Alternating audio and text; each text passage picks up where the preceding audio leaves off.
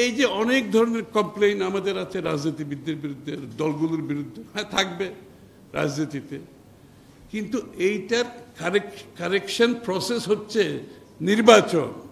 কারণ আপনি জনগণের কাছে যতবার যাবেন ততবার আপনি প্রশ্নবিদ্ধ হবেন আপনার কাজের জন্য, এবং নির্বাচনের পর নির্বাচন যখন আপনি করতে থাকবেন, আপনার কারেকশন প্রসেসের মাধ্যমে রাজনীতিবিদদের পরিবর্তন হতে হবে, রাজনৈতিক দলগুলোকে পরিবর্তন করতে হবে, নারীর জনগণের কাছে আপনাকে দায়বদ্ধ থাকবে। বিশেষ করে আজকের প্রেক্ষাপটে এটা আরো বেশি প্রযোজ্য।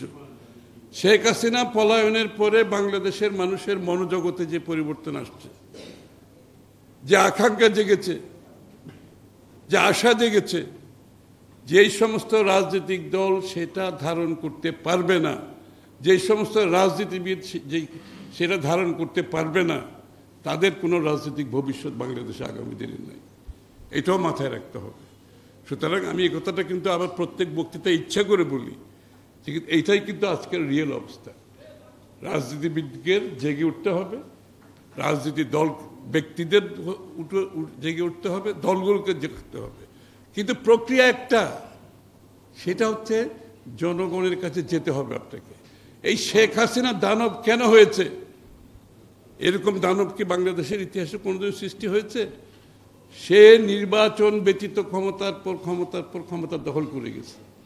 এই দানব তো যদি নির্বাচন যেত, বাংলাদেশের গত 4টা নির্বাচন যদি সঠিক হতো, আজকে বাংলাদেশের উন্নয়নের ক্ষেত্রে, বাংলাদেশের গণতন্ত্রের ক্ষেত্রে আমরা বিশ্বের একটা ভালো জায়গায় থাকতাম। বিশ্বমানের থার্মিক্স রড, সালাম স্টিল থার্মিক্স, দেশের একমাত্র থার্মিক্স রড। যদি গত 4টা নির্বাচন আগের মতো হতো, কারণ যেহেতু জনগণের এখানে কোনো অংশগ্রহণ ছিল না, বিদায় সে একটা দানবে পরিণত হয়েছে। কারণ তাকে তো জনগণের কাছে যেতে হয় নাই, জনগণের মতামত দিতে হয় নাই, জনগণ কি ভাবছে তার তোয়াক্কা করতে হয় নাই। সে ক্রমান্বয়ে এই শক্তি এই জায়গায় সে পৌঁছেছে।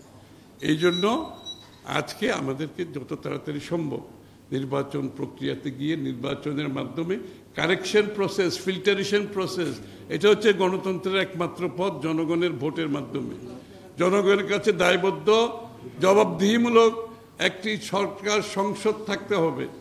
এটার প্রজেকশন একমাত্র, তার বাইরে কিন্তু কোনো কিছু নাই।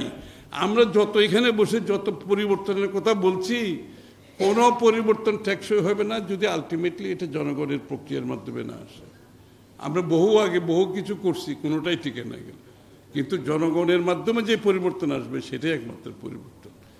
লাস্ট কথা বলে যাচ্ছি আমি, আমাদের যত রিফর্ম করি, যত সংস্কার করি, রাজনীতিতে যদি আমরা সংস্কৃতির পরিবর্তন করতে না পারি, আমাদের মধ্যে যদি সহনশীলতা না থাকে, নিজেদের মধ্যে, রাজনীতিবিদদের মধ্যে, রাজনৈতিক দলগুলোর মধ্যে, একে অপরের মধ্যে ভিন্নমত থাকবে, কিন্তু ভিন্নমত থেকেও তো আমি তার প্রতি সম্মান জানাতে হবে, কোনো সমস্যা নেই।